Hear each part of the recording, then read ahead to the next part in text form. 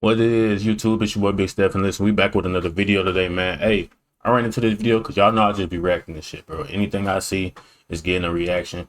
If it's something pertaining to what I like to watch, you feel me? I never knew this nigga Jay-Z shot his brother. I wish I had a soundboard right now, you feel me? But yeah, we finna watch this video I seen, man, say why Jay-Z shot his brother when he was 12. We finna lock in, see what they talking about, man. If y'all knew this, put in the comments, or you late.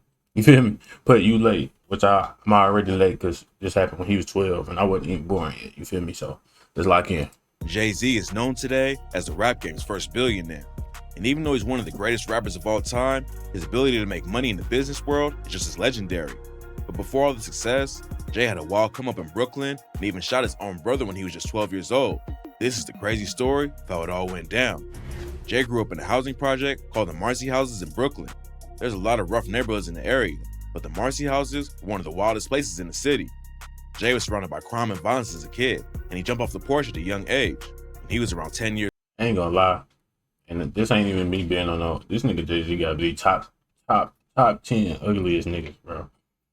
This nigga, this part right here. Hold on, let me see. places in the city.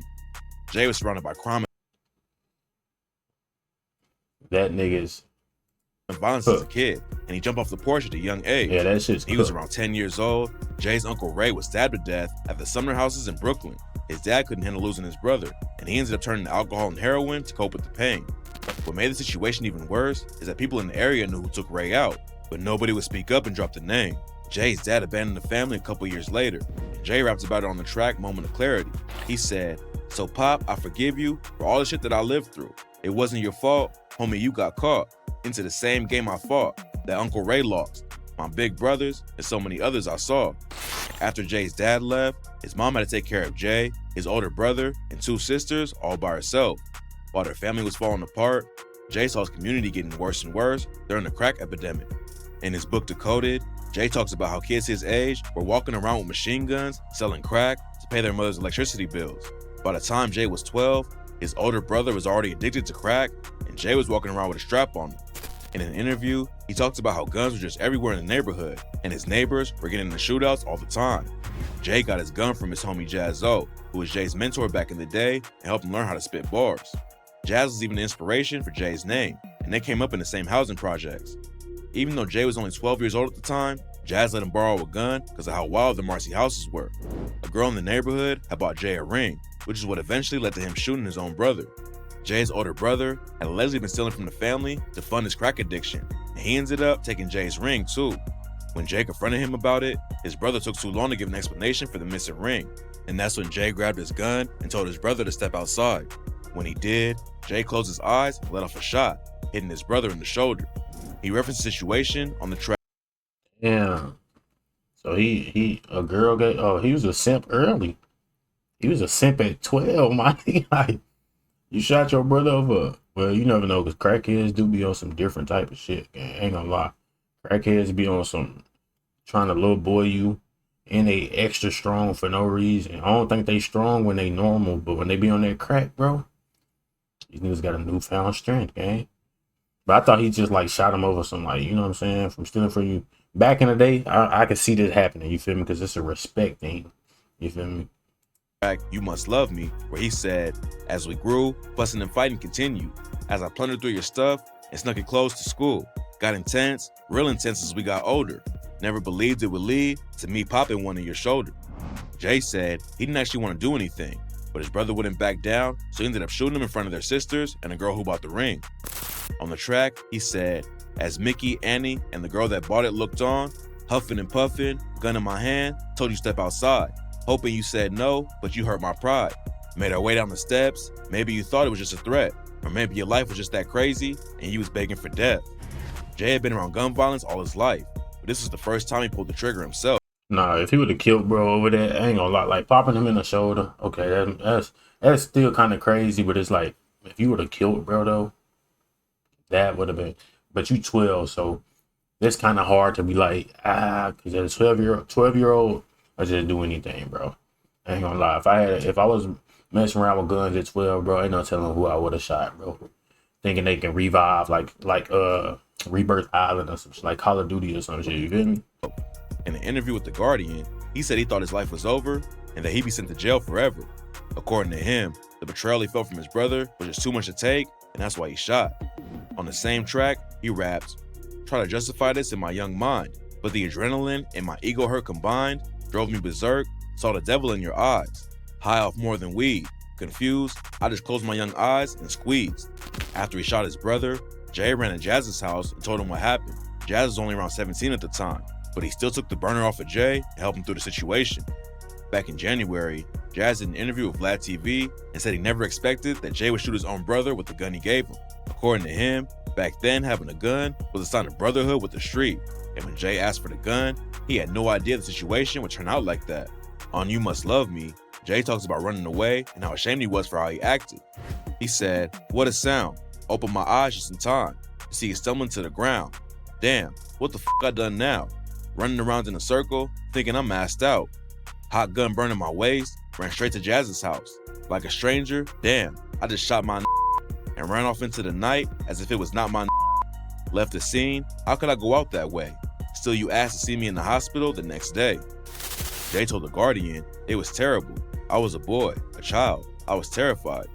But luckily his brother decided not to press charges and even apologized to him when Jay saw him in the hospital. Even though he saw firsthand what crack could do to people, Jay started slanging it himself when he was 13. He was reading dictionaries and writing rhymes in his free time, but he still had both feet in the trenches, moving weight around New Jersey and Maryland. One time, Jay went to meet his homie in Trenton, New Jersey to link up with a supplier, but ended up getting caught by the cops with crack on him. Jay didn't have a record, so they let him go without arresting him, but he did lose his whole supply. He still had to pay his plug, so Jay spent 3 days straight slinging crack in the Marcy houses. For 60 hours, all he did was sell crack, eat. Ain't gonna lie, Jay-Z did come a long way though, gang. From these stories, cause I be hearing stories. I done seen the documentary on bro already, but I don't even think this was included in that documentary, bro. But yeah, bro, this ain't even as bad as I thought it was gonna be. Like, I thought the way they said it, bro, I thought he, you know what I'm saying, and took the man's life over, you know what I'm saying? Even shooting your brother over a ring though is kind of crazy.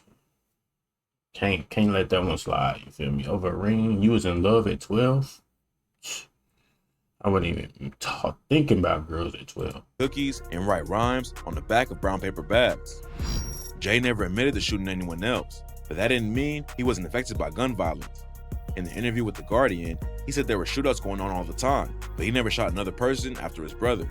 One day, someone tried to take Jay out and let off 3 shots less than 6 feet away from him, but luckily every bullet missed and he made it out of the situation alive.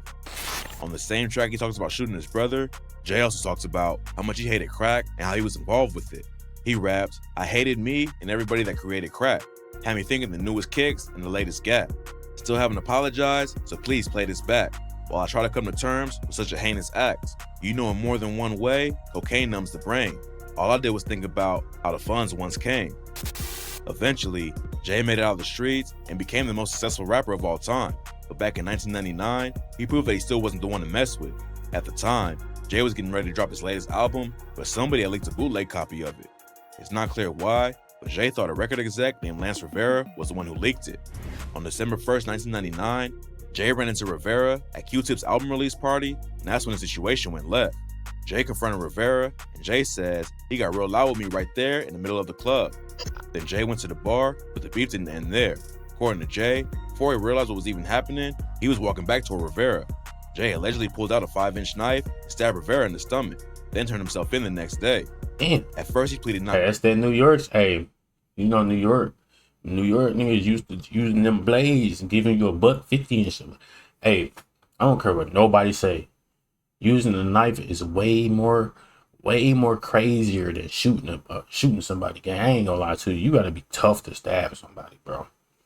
You gotta be tough to stab somebody, bro. I got an uncle that was in jail, bro. He told me all the shit. He seen, like, he was in prison though for a minute. He told me all the things he seen in there, bro. Like, niggas really stab niggas, bro. Like, you know how crazy you gotta be, like, especially for no reason, like, not even out of defense, just to think, like, I'm finna stab, bro. I got blood on my hands. You know what I'm saying? I feel like that's way harder to do than to shoot somebody. Am I tripping? Let me know if I'm tripping. Guilty to the charges, but later he pleaded guilty to 3rd-degree assault and got hit with 3 years of probation. Jay knew he had to switch up how he moved if he really wanted to make it in the game, and in his book Decoded, he wrote, There was no reason to put my life on the line. I vowed to never allow myself to be in a situation like that again. Luckily, Jay learned his lesson and has avoided getting caught up like that ever since. Even though he came up in one of the roughest projects during the height of the crack epidemic, Jay was able to level up and become one of the most famous rappers of all time, and a crazy successful businessman too. A lot of people who come up in that kind of environment never make it out, but Jay fought through the times and made it out on the other side. Even shooting his own brother didn't stop his grind, and luckily they made up and have a good relationship now. Jay had a wild come up selling crack as a young kid, but he beat the odds and became more successful than anyone could have imagined.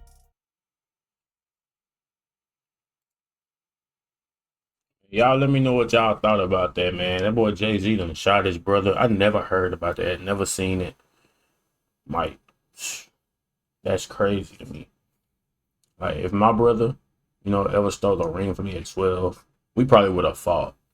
That just show you how crazy some people grew up in the streets, though. I ain't gonna cap, because I do know younger people that was, like, people that hopped out the porch way before I did. Like, I knew niggas in school that was doing stuff way before, like, talking to girls, niggas smoking weed. I knew niggas was doing that. When I was 12, they was already doing all that game. So, I ain't saying it can't happen, because most of the people right now, most of the niggas right now that's going to jail, shooting niggas and doing shit, niggas like 12 to 15.